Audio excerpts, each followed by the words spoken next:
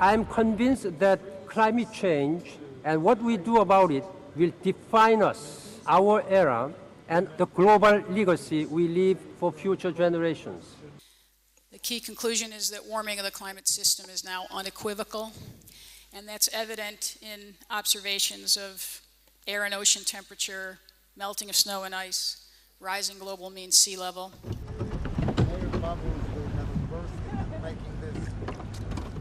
This is all that is left of Chacaltaya. There is still a little bit here, but it's disappearing. She won't last more than a year. We have to take immediate actions in order to stop the current speed of retreating of the glacier. Otherwise, we will witness probably the biggest water shortage in human history.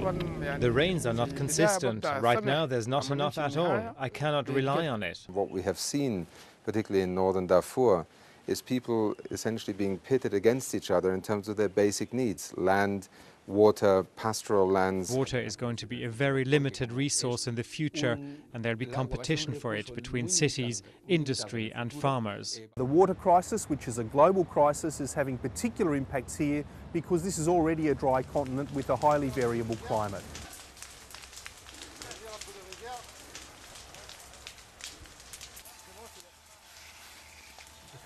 These extreme phenomena are happening more and more often and becoming more and more violent, and equally the droughts are also getting longer. If the science are correct, well, we're going to be one of the first countries to be affected by sea level rise and the climate change. We don't think that we'll be able to save this house because of the condition of the river. We have no means to settle somewhere else. We are forced to stay beside this river.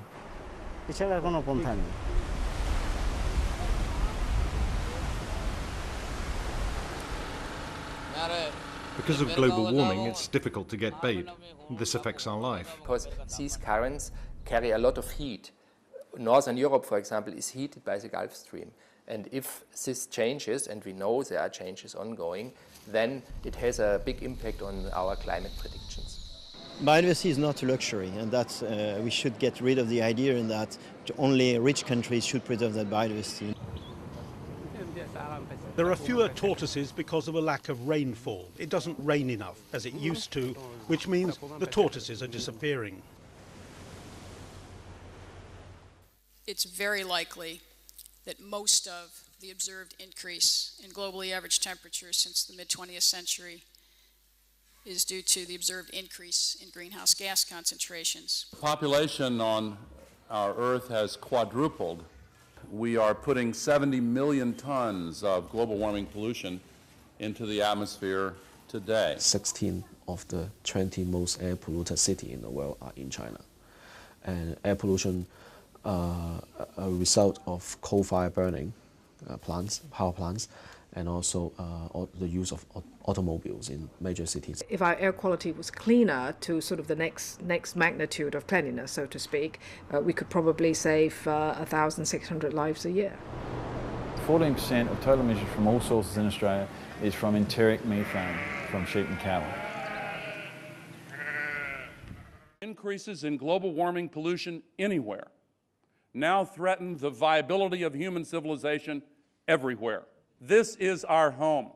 We must defend it. We must become conscious and aware of how high the stakes are. Concerned about climate change, I think it's something that people need to be aware of. I think the politicians will never care about what happens to us until we gather together like this a lot and march and protest. We decided that if we want to one day achieve the targets set by Kyoto and probably Copenhagen in the near future, it's fundamental to develop technology to capture CO2. Carbon storage is a necessary thing to do, but it will not deliver huge reductions before 2020, 2030. So we need to start reducing the emissions in other ways right now. We've started seeing many geothermal projects. They're part of a wider policy to develop renewable energy. These things are actually quite a secure investment.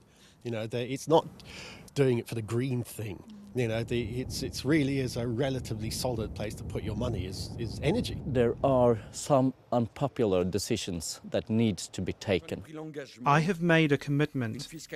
It is time for a new green taxation, the carbon tax. And so far, the politicians have not been tough enough. The Copenhagen summit is of such profound importance to every man, woman and child on this planet.